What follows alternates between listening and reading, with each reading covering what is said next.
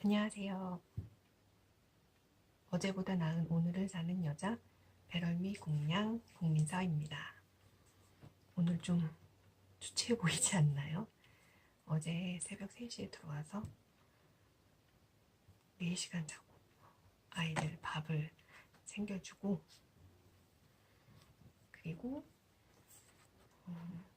오늘도 미션을 수행하기 위해 어제 읽는 어느 날 내가 죽었습니다를 계속 읽고 있는 중입니다. 한 반 정도 읽은 것 같아요. 근데 중학생이 읽기에 중학생 소설이라고 이렇게 적혀져 있거든요. 그렇기 때문에 술술 읽히는 그런 소설입니다. 우선 제가 여러분들에게 소개해 싶은 부분이 있어서 이렇게 포스트잇을 붙였거든요. 이렇게 연수도서관에서 빌린 책이기 때문에 제 책이 아니에요. 그래서 여러분과 나누고 싶은 부분을 먼저 좀 읽어드리도록 하겠습니다. 76페이지에 있는데, 그래, 확실히 그 선생님은 어른스럽진 못하구나.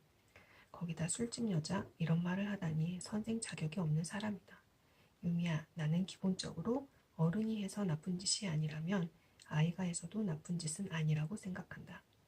아이가 해서 나쁜 짓이라면 그건 어른이 해도 나쁜 짓인 거야. 그러니까 귀를 뚫어선 안 된다. 이런 규율은 없어져야 한다고 생각된다. 하지만 아직 어릴 때는 자기가 한 일에 책임질 능력이 없으니 학교에서는 어떻게든 보호해야 한다고 생각하는 거야. 좀 과잉보호로 여겨지지만 염색이나 귀 뚫는 걸 불량 학생의 상징으로 생각하는 거지. 그래서 막는 거고. 이거는 새 아빠랑 여주인공이 이야기를 나눈 부분이었어요.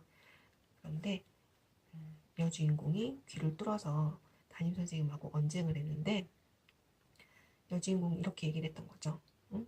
자기는 귀를 뚫어서 귀걸이를 턱 하고 나더러는 술집 여자가 될 거래요. 그게 선생이 할 소리냐고요? 라고 했던 부분에 있어서 새아빠는 잠시 동안 생각한 다음에 본인의 얘기를 해줬던 부분이에요. 근데 정말 얘기가 가슴에 와닿았어요. 아이의 입장에서. 하지만 본인이 얘기해줘야 될 부분과 그리고 아이가 이렇게 학교에서는 해야 되는 부분이란다 라고 얘기해줬던 부분이 따뜻한 마음이 느껴져서, 하지만 얘기해줘야 되는 부분은 얘기해주는구나 라고 느꼈고요. 82페이지에 제가 고양이를 한 마리 키우고 있습니다.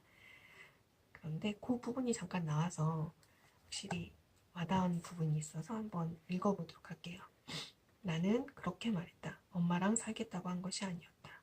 고양이들은 주인을 따르는 게 아니라 집을 따른다고 했던가.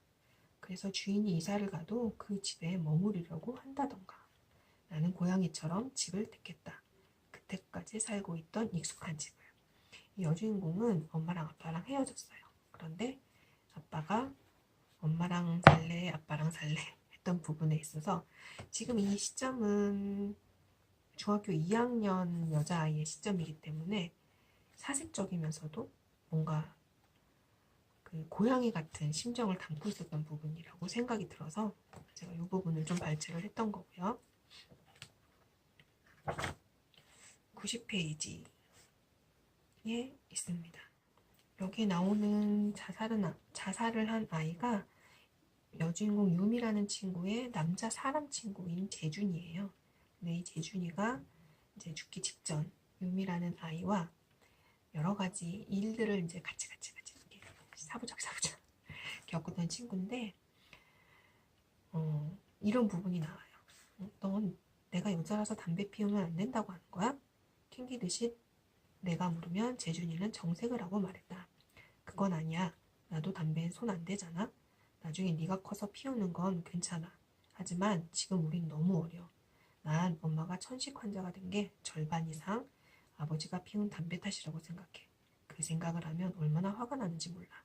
피운 건 자긴데 왜 엄마가 억울하게 당해야 하냐고. 난 엄마가 너무 불쌍하고 아버지가 미워. 그래서 내가 담배에 대해 많이 조사해봤어. 어릴 때 피우는 건 정말 치명적이야. 돌이킬 수가 없어. 우리 엄마가 언제나 하는 얘기가 그거야. 돌이킬 수 없는 일만 하지 마라. 유미야, 난 네가 건강하길 바래. 아픈 건 조금도 낭만적이지 않아. 중학교 2학년 남자아이가 하는 말입니다. 아픈 건 조금도 낭만적이지가 않아요. 94페이지에 이런 부분이 있어요. 이게 어느 날 내가 죽었습니다는 여기 보이시나요? 파란 일기장. 이 파란 일기장은 여주인공이 유미가 남자 사람 친구인 재준이한테 준 일기장이에요. 그런데 이 일기장 첫 표지에 바로 어느 날 내가 죽었습니다. 네, 라고 쓴 건데 사실 이 글을 쓴 의미는 스포일러이기 때문에 얘기는 하지 않겠지만 시체놀이를 좋아라 하는 남자 사람 친구였던 거죠. 근데 앞으로 나는 죽은 척하고 살아보는 것이다. 의미 따위를 알아볼 생각은 별로 없지만 그렇게 써놓는 게 멋있어 보여서 써놓았다.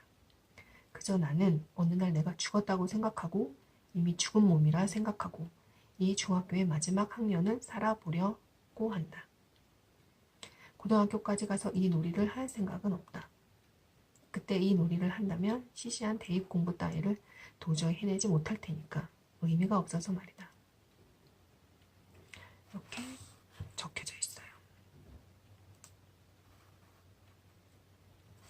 그러니까 나는 단숨에 첫날 일기를 읽어내고는 멍하니 앉아 있었다. 유미의 입장이겠죠.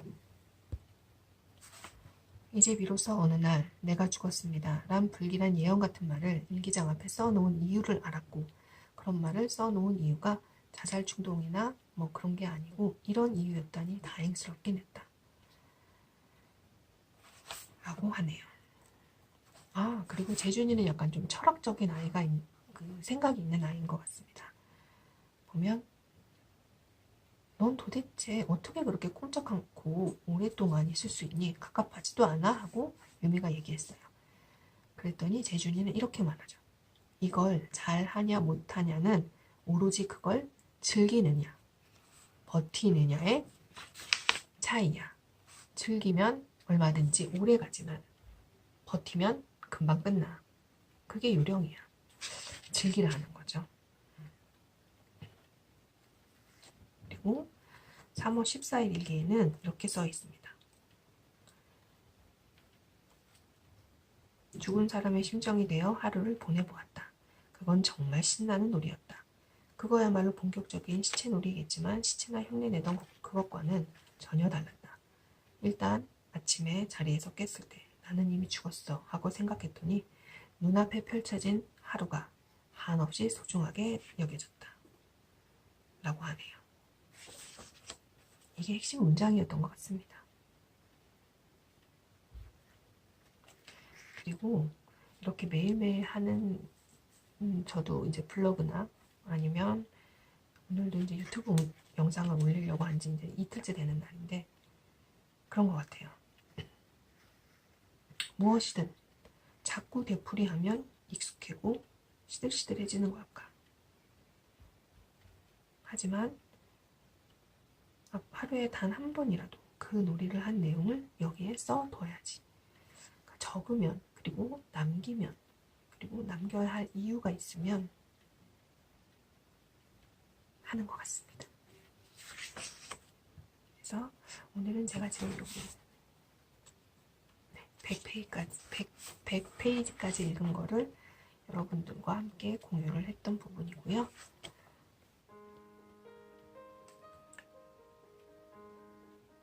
네, 켈리가 아니라 팽글씨, 송글씨라고 하죠. 그 부분을 적어보도록 하겠습니다. 오늘 제가 처음 서두에 얘기한 그 부분을 적도록 하겠습니다.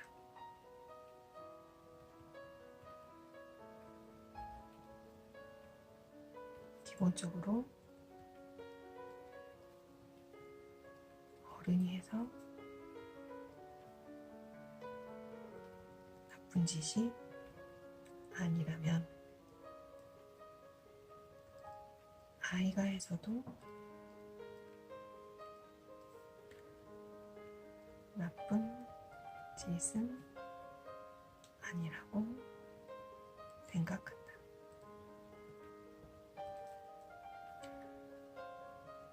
아이가 해서 나쁜 짓이라면 그건 어른이 해도